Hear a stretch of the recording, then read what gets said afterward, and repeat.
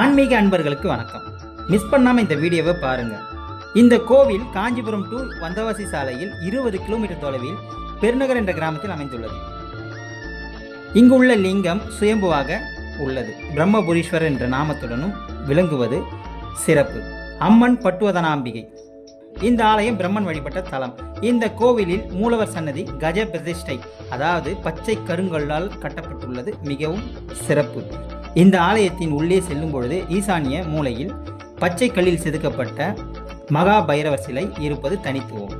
சோழர் காலத்து பச்சை கல்லில் கட்டப்பட்ட தூங்கானை மாட கோவிலாக இந்த ஆலயம் விளங்குவது சிறப்பு. 5 நிலைகளை கொண்ட 7 கலசத்துடன் வடகிழக்கே மிக பிரம்மாண்டமான ராஜகோபுரம் அமைந்திருப்பது மிகவும் அழகு.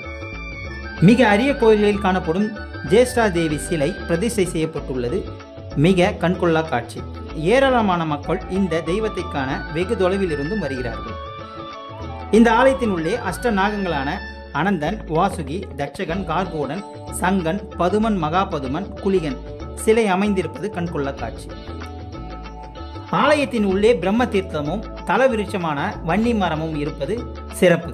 இந்த ஆலயம் காலை 8 மணி முதல் 10:30 மணி வரையிலும், மாலை 5:30 மணி முதல் இரவு 8 மணி வரையிலும் திறந்திருக்கும். இந்த ஆலயத்தில் குழந்தை பாக்கியம் வேண்டியும் திருமண தடை நீங்கவும் பக்தர்கள் வருகிறார்கள். தை மாதத்தில் நடைபெறும் பிரம்மோற்சவம் 14 நாட்கள் நடைபெறுகிறது. இதில் 5ஆம் நாள் திருக்கல்யாணம் நடைபெறுகிறது. 7ஆம் நாள் திருத்தேர், 9ஆம் நாள் 63 நாயன்மார்களுடைய திருவிதி உலா நடைபெறுகிறது. 10ஆம் நாள் தைப்பூச தீர்த்தவாரி நடைபெறுவது சிறப்பு.